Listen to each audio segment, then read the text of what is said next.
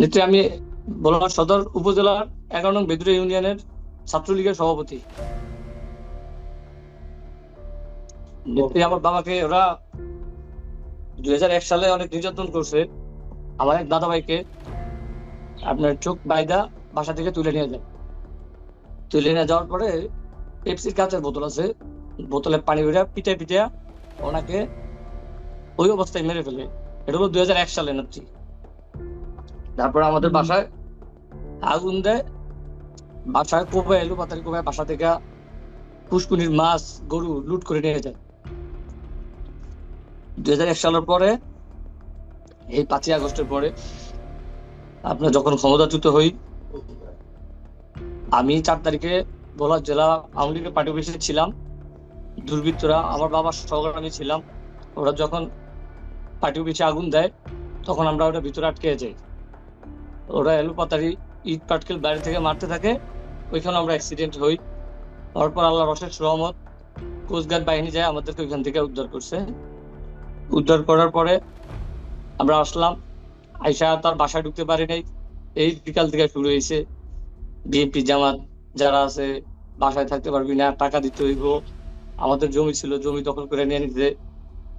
তারপরে কোস্টগার্ড দিয়ে যৌথ বাহিনী দিয়ে আমাদের বাসায় কয়েকবার অপারেশন করছে।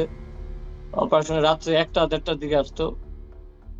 আমরা তো বাসায় থাকতাম না, তারপরে যেখানে থাকতাম ওইখান থেকে বেরোয় এই শীতের ভিতরে খালি গায়ে নেত্রী বিলের মাঝে যে ওই আপনার ওগুলা কি বলে, হাতালা কি যেন বলে, ওইখানে শুয়ে থাকতাম চিত হয়ে, ছোট ছোট গাছে যাতে না দেখতে পারে আমাদেরকে, ওইভাবে শুয়ে থাকতাম ওইখান থেকে নেত্রী। তারপরে এই নির্বাচন হয় 12 তারিখের, 13 তারিখে নির্বাচনের পরে 14 তারিখে মেবি আমার বাবা, আমাদের বাড়ির পাশেই বাজার, আমার বাবা মনে হয় ইফতার পরে চা, মানে ইফতার না তো চা খাইতে যায় সন্ধ্যার পরে। চা খাইতে চাইলে ওরা 7-8 জন মিলা, এটা আমি সিসিটিভির ফুটেজ দেখে দেখছি নেত্রী, ওরা ওই যে টিউবওয়েল চাপলে যে পানি বেরোলে ভিতরে যে রডটা থাকে না নেত্রী, ওই রড দিয়ে আর হলো কাঁচের গ্লাস দিয়ে আমার বাবাকে এলো পাতারি মারতে থাকে।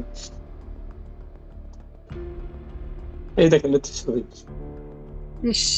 নেত্রী, আমার বাবা 2বার হার্ট অ্যাটাক করছে, হার্টের 2 ব্লক ধরা গেছে, এবং অনেক ডায়াবেটিস বাড়ছে ওনার। তো ওনারা আমরা যখন সদর হাসপাতালে নিয়ে ভর্তি করি, সদর হাসপাতালে ভর্তি করার পর ডক্টর সাথে সাথে রেফার করে দেয় ঢাকা।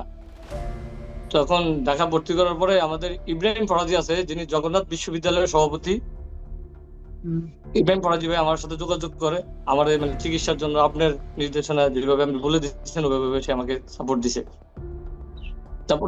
সাপোর্ট দেওয়ার পরে নেত্রী, আমি আমার বাবার ওইখানে চিকিৎসা চালাতেছি, আমার ছোট ভাই ওইখানে, আমি থানায় বাদী মামলা করতে গেছি। আমার মামলা আজ হবে না কালকে, এরকম করে আমার রাত্রে 2টা পর্যন্ত বসায় রাখছে। বসায় রাখার পরে তার দ্বিতীয় দিন আমি ঢাকা যাবো, আমার বাবাকে লঞ্চে উঠাবো। আমি বলছি আমি ঢাকা নিয়ে যাবো আমার বাবারে, আমি আমার যেভাবে আমার মামলাটা নেন। আমার বলতেছে যে আপনি 3টার সময় আসেন। 3টার সময় গেছি, আবার বলে 5টার সময় আসেন। পরে 5টার সময় গেছি, হ্যাঁ আমার মামার সিগনেচার নিচে মামলা রাখছে। রাখার পরে তার পরের দিন দেখি আমার ছোট ভাই আছে একটা, আমার বাবার আমার বাবার ভাইটাই নাই, আমার দাদা মারা গেছে। বাবার আমরা 2 ভাই আর 1 বোন, আমি সবার বড়। আমার ছোট ভাই আমরা 2জনই পড়ালেখা করি, একেবারে বেকার, এখনো চাকরি টাকরি করি না নেত্রী।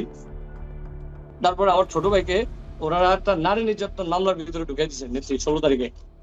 আমরা মামলা দিতে গেছি, দেখে মামলার কপি নেত্রী।